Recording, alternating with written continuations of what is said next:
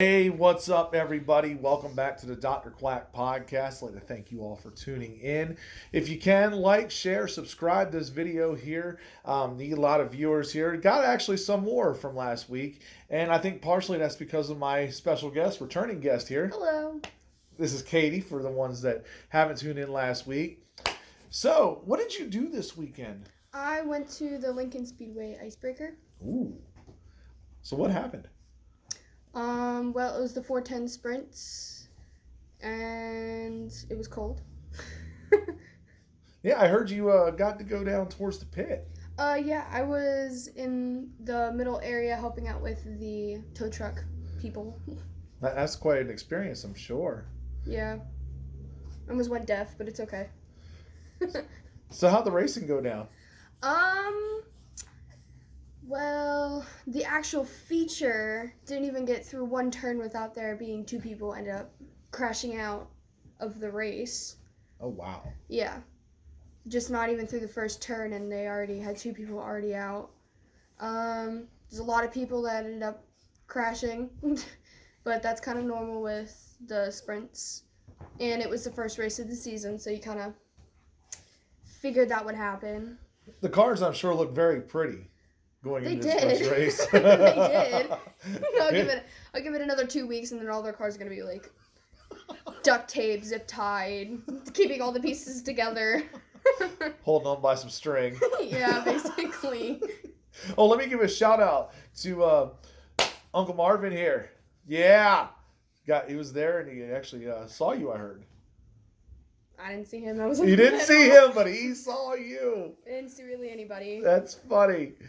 But, yeah, so, yeah, we had a big race this weekend, the Pennzoil 400. Mhm. And who ended up winning that race? Joey Logano. Yeah, I mean, isn't he like your favorite racer? Yes. So that made your day. Yeah. Yeah, it was a pretty intense race there. Yeah, I think Harvick finished, I believe, 5th or somewhere in the top 10. I know that. Yeah, it was a pretty good race there, back and forth. What was your thoughts on it? It was honestly a really good race. There weren't many, if any, crashes at all. There wasn't rain. Thank God there was not rain. Because the race on Saturday ended up getting postponed to Sunday because of the rain. Yeah. Yeah, overall, I mean, it was a really great race. Yeah, big update there. Ryan Newman, you want to give that to him? He's out of the hospital. He's still recovering. Nothing life-threatening at the moment. Don't know when he's gonna be back. I mean, it could be a couple weeks, could be a couple months. Yeah, it's all going to depend on how the recovery goes. You know, well wishes to him. Hope everything gets better. You know. So let's see here. As far as that goes, like we were talking about the accidents and everything. You said there was less accidents in the Pennzoil 400. Yes, there was a lot less accidents. Well, why was that? It's because of the track. Yeah. Honestly, there was in the beginning, the first part of it, the first couple laps, there was definitely a couple mishaps and everything because they were trying to tune their cars and tire pressure and everything to the track. But once they were able to do that, there weren't really issues. Yeah. When it comes to crash wise. I mean, that's a good thing. And where are they next week? Good question. Good question. I have not looked. I have not looked either. Yeah, I haven't had a chance. I apologize, folks, for that. But, yeah, I'm sure I'll be talking about that next week as well.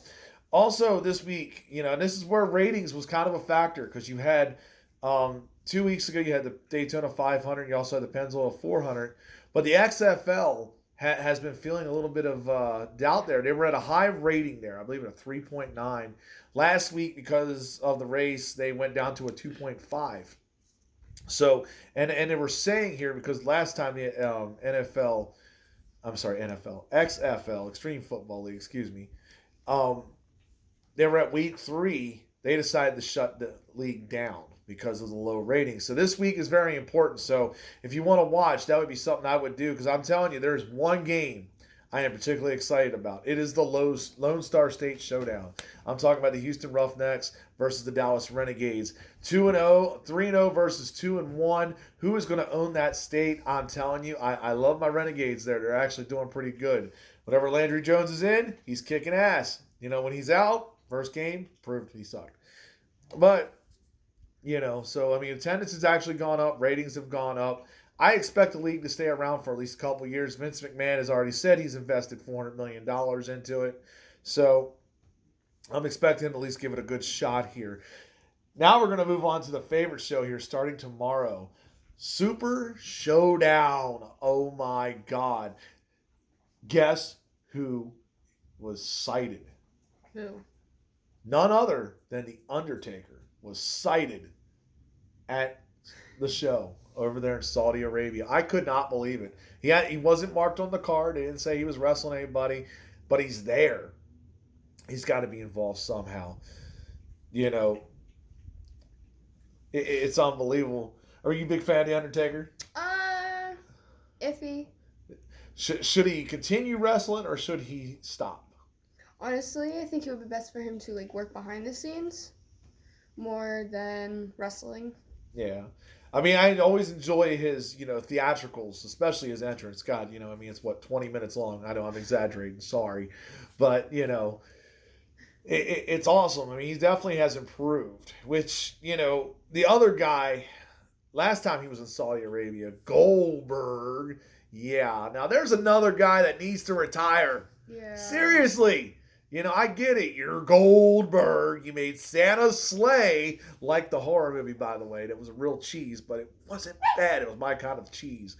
But I don't think you belong in the ring, and I definitely don't feel you belong fighting the Fiend. Just let me in.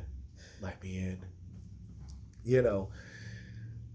I'm telling you that. And did you see it on Friday where Goldberg ended up spearing Bray Wyatt, and then Bray Wyatt disappeared the Fiend? Who do you think's taking that one? I honestly think it's going to be the Fiend. You think it's going to be the Fiend? I don't think they're going to give that to Goldberg. Yeah, I'm hoping not. I have my projection here. Here you go. Check this out because I made this here. This is what I call my road to WrestleMania. This is what I'm expecting my WrestleMania championship matches to look like. Of course, there's going to be other stuff in there. There usually is. It's the biggest spectacle in the world, But I'm going to go with the easy one first. You're going to see Brock Lesnar going against Drew McIntyre. I'm sure he's going to beat Ricochet. You would not put all your eggs in a basket on Ricochet going to WrestleMania. He's a good athlete. He's high flying. He's fun to watch, but he's not going to be the world champion. I'm sorry. I just don't see it there. The other side of this coin, this is where that Fiend match really comes in because I'm waiting to see, the Undertaker sighting was there. I want to see at WrestleMania, I want to see the Fiend either for the title or not for the title take on the Undertaker. You're talking about the dead man versus the Fiend, the monster, right there. It would be an exciting match. I don't know if the Undertaker's going to come out and cost him the belt and give it to Goldberg or he's going to do it otherwise, We'll see how that works out. Street Profits taking on the AOP. I would love to see that because I expect Seth Rollins somehow to lose the belt here this Thursday or Super Showdown. I'm really wanting to see that happen. I just feel it in my bones, because they're not going to keep them titles up to WrestleMania. I just don't see it. It doesn't make any sense. Becky versus Shayna, the Queen of Spades. Another great matchup. That's what we're all hoping in the Elimination Chamber. You got the Riot Squad in there, which is really awesome because you haven't seen them in a year? Yeah, not wrestling together at least. Yeah, they all have been individually, and different aspects now. Thank God they got rid of the lesbian storyline with Lana. I haven't seen that come out yet, so never know. Lana might interfere. Oh God. So we had that. I'm hoping to see Shayna win that, take on Becky. They're setting that up huge. Rhea Ripley, Charlotte Flair, NXT title. Charlotte Flair won the Royal Rumble. And then she is fighting, who is she fighting tonight? What is her name? Belair. Yeah, she's fighting Belair tonight. Got called out on NXT. That's something I'm definitely tuning into tonight. Can't wait to see that. But yeah, I mean, so who do you got on that? Rhea Ripley or Charlotte Flair? Um, Rhea Ripley. Rhea Ripley? Why? Because I don't think Charlotte. Honestly, my opinion, I do not think Charlotte Flair should be going into NXT. Just because she's so much of a popular opinion on WWE. And yeah, I guess I get that they're trying to pull NXT like more popularity to it, but I don't think Charlotte Flair's a good person to use for that. Yeah, I mean, Triple H just came out here recently and said that you can't say the main roster anymore. He's talking about NXT is actually the equivalent of Raw and SmackDown. And to a good bit of it, I agree. There's a lot of good talent that came from there. There's a lot of good talent there. So I'm thoroughly impressed with that. If they're going to make that the WrestleMania main event, I'm okay with it. You know, I do somehow feel Charlotte's going to drop the belt, you know, but it'll be a great match. It'll be one of those ones you'll want to watch, you know, which makes it awesome. And then you have good old Bayley. You know, that used to be your favorite. She used to be. I don't like her new gimmick. You don't like? Why don't you like her new gimmick? She's not good as a heel. Yeah. I don't like her as a heel. I don't like her haircut. It doesn't look good on her at all. And honestly, just as her as like a person, she's more of a happy, giddy person than a let me beat the crap out of you person. Yeah, I mean, and she's going to, of course, face the winner of the SmackDown's Elimination Chamber match, which it could be Naomi, could be Lacey Evans. I would love to see Lacey Evans in a rematch. I mean, they pushed her well at the beginning, and then they stopped pushing her, and now she's kind of like almost flatline. I would love to see her get her come up and there and actually win the title for once. That would be something. I mean, loved her as a heel. Actually like her as a baby face. I'm actually impressed with the whole Marine gimmick and everything. Was really a Marine, but the gimmick fits well. And then I'm telling you, this would be a good match. It's happened several times, but every time they've done it, they've done it well. And that's the Usos versus the New Day, you know, for the tag team titles. I'm expecting that at WrestleMania. If you're going to have a big tag team championship match, I almost, would want to see that over anything. You know, any other big surprise do you think will be at Mania? I mean, they've talked about John Cena coming back. Oof. Oof. Not a John Cena fan. No, I'm not. No, I get it. I understand. He's very much like a, how do I put this nicely? I don't know how to put this nicely. By all means. He's just, he makes, I don't even know how to put this. It's just, I can't even put it in words. It's just, I don't like him at all. It doesn't make you want to watch wrestle when he's on there. You know, you don't want to go, you can't see me. Yeah. Nobody cares. Go back to Hollywood. Yeah. Oh my God. So he'll be back at Mania, and of course the latest induction, the Bella Twins going into the WWE Hall of Fame. I like the Bella Twins. You like the Bella Twins. See, different eras here. I'm not a big fan of it, but she loves it, and I understand that. I mean, they were decent talents for the, Divas division. But, I don't know. The Hall of Fame is a trip. It's going to be interesting to see who else goes in. Anybody you think should be in that's not in already? Not that I can think of. Not that you can think of? Okay. So, yep. Let me move on here. I want to talk about the NFL's collective bargaining agreement here. This is a big topic, and I've been saying this for months. There's one man that's going to make it on all this, regardless, and that's Vince McMahon.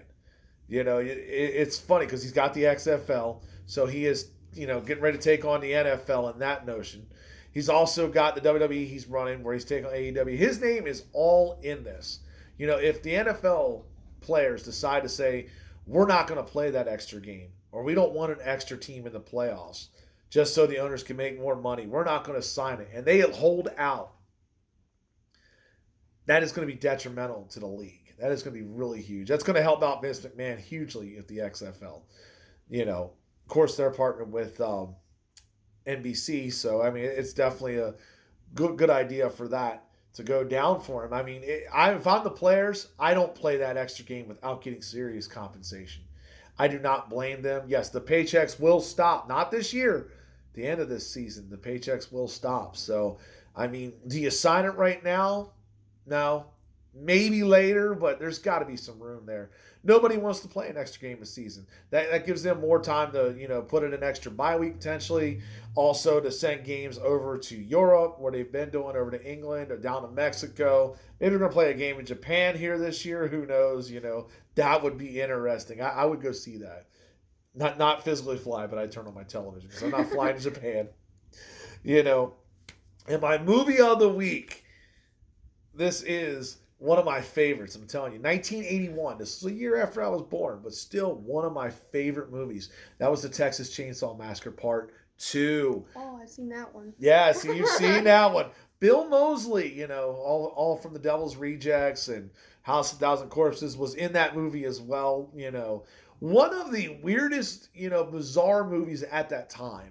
And Leatherface wasn't just a guy wielding a chainsaw. It seemed like he had some personality in that movie. So if you get a chance, please check that out. Let me know what your thoughts are. Also, I'm going to do this one more thing here. The pie chart. I love this because I saw this. Credit to Colin Cowherd. The pie chart on Tom Brady, on where he's going. Yeah, I'm with him. 95%. He is staying in New England. I don't see him going anywhere else. It would shock me. It doesn't make any sense for him to go anywhere else. But that's all I got, folks. Would you like to say anything else? That's everything. All right. We have laid it all out there. Get ready for Super Showdown this Thursday. Check it out. It's on the WWE Network. Thank you all for tuning in. I appreciate every one of you. If you can, please share this, like it, subscribe, and I'm out.